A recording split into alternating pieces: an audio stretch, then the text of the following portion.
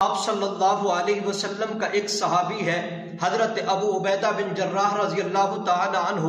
حضرت ابو عبیدہ بن جراح رضی اللہ تعالی عنہ وہ صحابی ہے کہ جن کو آپ صلی اللہ علیہ وسلم نے جنت کی خوشخبری سنائی ہے۔ حضور علیہ الصلوۃ والسلام کے 10 صحابہ ایسے ہیں جن کو آپ علیہ الصلوۃ والسلام نے ایک ہی مجلس کے اندر جنت کی خوشخبری سنائی۔ ان 10 صحابہ میں سے ایک صحابی حضرت ابو عبیدہ بن جراح رضی اللہ تعالی عنہ بھی ہے۔ حضرت ابو عبیدہ بن جراح رضی اللہ تعالی عنہ یہ حضرت سیدنا عمر ابن خطاب رضی اللہ تعالی عنہ کے دور خلافت میں دمشق کے گورنر ہیں۔ ایک دن حضرت سیدنا عمر ابن خطاب رضی اللہ تعالی عنہ کے ہاں تشریف فرما تھے تو حضرت فاروق اعظم رضی اللہ تعالی عنہ نے فرمایا، اے ابو عبیدہ، میری ایک خواہش ہے، میری ایک تمنا ہے، وہ میری تمنا اور خواہش کو پورا کر دے۔ حضرت ابو عبیدہ بن جراح رضی اللہ تعالی عنہ نے فرمایا، اے امیر المؤمنین، آپ کی کیا تمنا ہے؟ آپ فرمائیں، میں آپ کی وہ تمنا پوری کرنے کے لیے تیار ہوں۔ فاروق اعظم رضی اللہ تعالی عنہ کہتے ہیں، اے ابو عبیدہ، میری تمنا یہ ہے کہ میں آپ کا گورنر ہاؤس دیکھنا چاہتا ہوں، میری خواہش یہ ہے کہ میں آپ کا گھر دیکھنا چاہتا ہوں، مجھے اپنا گھر دکھا دیجئے۔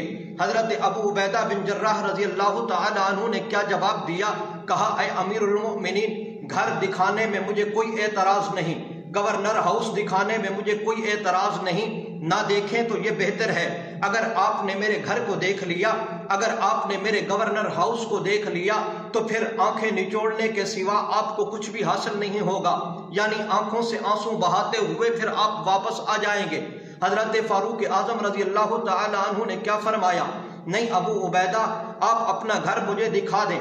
اب حضرت ابو عبیدہ بن جراح رضی اللہ تعالی عنہ حضرت سیدنا فاروق اعظم رضی اللہ تعالی عنہ کو لے کر چل پڑتے ہیں۔ دمشق شہر کے اندر سے گزرے اور شہر کی دمک چمک دنیاوی نعمتوں سے مالا مال یہ شہر اپنی پوری آب و تاب کے ساتھ چمک رہا تھا۔ شہر سے جب باہر نکلے تو حضرت سیدنا فاروق اعظم رضی اللہ تعالی عنہ نے حضرت ابو عبیدہ بن جراح رضی اللہ تعالی عنہ سے کیا کہا؟ کہا، اے ابو عبیدہ، شہر کراس کر چکے، تیرا گھر کہاں ہے؟ کہاں مجھے لے کے چلے ہو؟ حضرت ابو عبیدہ بن جراح رضی اللہ تعالی عنہ نے فرمایا، اے امیر المؤمنین، تھوڑا سا فاصلہ باقی رہ گیا ہے میرے گھر میں، پریشان ہونے کی ضرورت نہیں، میں آپ کو اپنے گورنر ہاؤس میں لے کے جا رہا ہوں، میں آپ کو اپنے گھر میں لے کے جا رہا ہوں۔ تھوڑی دیر کے بعد حضرت سیدنا فاروق اعظم رضی اللہ تعالی عنہ کی ایک جھوپڑی پر نظر پڑی، اور وہ جھوپڑی کی حالت کیا ہے؟ کھجور کے پتوں سے بنی ہوئی ہے۔ اب کھجور کے پتوں سے بنی ہوئی جھوپڑی کے اندر حضرت ابو عبیدہ بن جراح رضی اللہ تعالی عنہ بھی داخل ہوئے، حضرت عمر ابن خطاب رضی اللہ تعالی عنہ بھی داخل ہوئے۔ کہا، اے امیر المؤمنین، یہ میرا گورنر ہاؤس ہے، اے امیر المؤمنین، یہ میرا گھر ہے۔ حضرت فاروق اعظم رضی اللہ تعالی عنہ نے جھوپڑی کے اندر داخل ہونے کے بعد چاروں طرف نظر دوڑائی تو کوئی سامان نظر نہ آیا، کوئی فرنیچر نظر نہیں آیا، کوئی چیز نظر نہیں آئی سوائے ایک مسلح کے۔ حضرت فاروق اعظم رضی اللہ تعالی عنہ حضرت ابو عبیدہ بن جراح رضی اللہ تعالی عنہ سے پوچھتے ہیں، اے ابو عبیدہ، یہ آپ کا گھر ہے، یہ آپ کا گورنر ہاؤس ہے، لیکن یہاں رہنے کے لیے تو کوئی سامان مجھے نظر آ ہی نہیں رہا، یہاں کوئی سونے کے لیے بستر بھی نظر نہیں آ رہا، کھانے پینے کا کوئی برتن بھی نظر نہیں آ رہا، تو آپ کا سامان کہاں ہے؟ تو حضرت ابو عبیدہ بن جراح رضی اللہ تعالی عنہ نے کیا جواب دیا؟ فرمایا، اے امیر المؤمنین، یہ دیکھیے مصلی، اس مصلی پہ کھڑے ہو کے میں نماز پڑھتا ہوں، جب رات کا وقت آتا ہے تو اسی مصلی پہ میں لیٹ جاتا ہوں۔ حضرت عمر رضی اللہ تعالی عنہ نے فرمایا، آپ کا برتن مجھے نظر نہیں آ رہا، نہ کھانے کا برتن، نہ پانی پینے کا برتن۔ تو حضرت ابو عبیدہ بن جراح رضی اللہ تعالی عنہ نے اپنے یوں ہاتھ کھڑے کیے، چھت سے ایک پیالہ نکالا، اس پیالے کے اندر پانی ہے اور اس پانی کے اندر روٹی کے ٹکڑے بھگوئے ہوئے ہیں۔ حضرت فاروق اعظم رضی اللہ تعالی عنہ کو حضرت ابو عبیدہ بن جراح رضی اللہ تعالی عنہ کیا فرماتے ہیں؟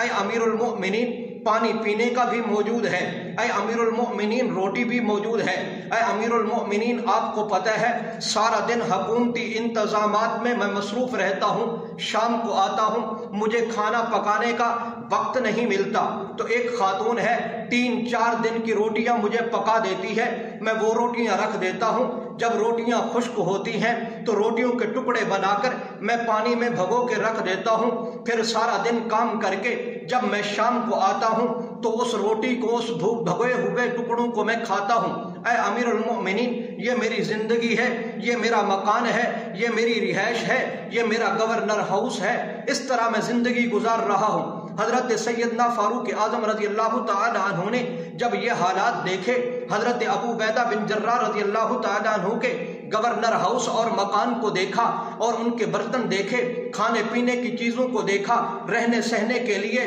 جو انتظامات تھے ان کو دیکھا، تو حضرت عمر رضی اللہ تعالی عنہ کی آنکھوں سے آنسو آ گئے۔ تو اس وقت حضرت ابو عبیدہ بن جراح رضی اللہ تعالی عنہ نے کیا کہا؟ اے امیر المؤمنین، میں نے تو پہلے ہی کہا تھا کہ میرے گورنر ہاؤس کو نہ دیکھیے، میرے گھر کو نہ دیکھیے، اگر آپ نے دیکھ لیا تو سوائے آنسو نکالنے کے کچھ بھی حاصل نہیں ہوگا، سوائے آنکھیں نچوڑنے کے کچھ بھی حاصل نہیں ہوگا۔ تو اس وقت حضرت عمر رضی اللہ تعالیٰ عنہ نے کیا فرمایا؟ فرمایا اے ابو عبیدہ، آپ پر اللہ رب العزت رحم فرمائے، آج دنیا کی ریل پیل نے سب کو تبدیل کر کے رکھ دیا ہے، لیکن میں تجھے دیکھتا ہوں تیری حالت وہی ہے جو آپ صلی اللہ علیہ وسلم کے زمانہ میں تھی۔ اے ابو عبیدہ بن جراح، آج دنیا کی چیزوں نے آپ پر کوئی اثر نہیں ڈالا، اللہ رب العزت آپ پر رحم فرمائے۔ گرامی قدر سامعین، یہ ہے گورنر، اور گورنر کی رہائش بھی آپ کے سامنے، میں نے آپ حضرات کے سامنے عرض کر دی۔ اب جس ملک کا گورنر ایسا ہو تو اسی کا امیر المؤمنین بھی تو ایسا تھا۔ امیر المؤمنین حضرت سیدنا عمر ابن خطاب رضی اللہ تعالی عنہ ہے۔ حضرت فاروق اعظم رضی اللہ تعالی عنہ کی سادگی بھی میرے اور آپ کے سامنے ہے۔ حضرت سیدنا علی المرتضیٰ رضی اللہ تعالی عنہ کیا کہتے ہیں؟ کہتے ہیں عمر ابن خطاب کا دور خلافت ہے، دوپہر کا وقت ہے، مدینہ منورہ کے اندر سخت گرمی ہے، میں کیا دیکھتا ہوں کہ عمر ابن خطاب کے آگے اونٹنی دوڑ رہی ہے اور پیچھے عمر ابن خطاب دوڑتا ہوا جا رہا ہے، پسینے سے شرابور ہے، اونٹنی جنگل کی طرف جا رہی ہے، فاروق اعظم بھی پیچھے دوڑتا ہوا جا رہا ہے۔ اونٹنی کو پکڑ کر جب فاروق اعظم لاتا ہے تو میں نے کہا اے امیر المؤمنین، آپ کو دوڑنے کی کیا ضرورت تھی؟ اونٹنی کے پیچھے اپنے غلام کو بھیج دیتے۔ تو فاروق اعظم رضی اللہ تعالی عنہ نے کیا کہا؟ کہا اے علی، یہ اونٹنی فرمایا بیت المال کی ہے، اور یہ بیت المال سے بھاگ کر جا رہی تھی، اگر یہ بھاگ کے چلی جاتی اور میرا غلام اس کو نہ پکڑتا تو کل قیامت کے دن اللہ کی عدالت میں مجھے جواب دہ ہونا پڑتا، تو اس لیے میں نے اپنے غلام کو نہیں اٹھایا، میں خود اس کے پیچھے بھاگا ہوں کہ میں اس کو پکڑ کر بیت المال کے اندر جمع کرا دوں، کہیں ایسا نہ ہو کہ کل قیامت کے دن اس اونٹنی کی وجہ سے اللہ کی عدالت میں کھڑا ہوں۔ اے علی، میں دنیا کی عدالت کا تو سامنا کر سکتا ہوں، لیکن اللہ کی عدالت کا میں سامنا نہیں کر سکتا، اسی وجہ سے میں اونٹنی کے پیچھے دوڑا ہوں اور اونٹنی کو پکڑ کر میں بیت المال میں جمع کرانا چاہتا ہوں۔ امیر المؤمنین کو بھی دیکھیے، اور امیر المؤمنین کے دور خلافت کے گورنر کو بھی دیکھیے۔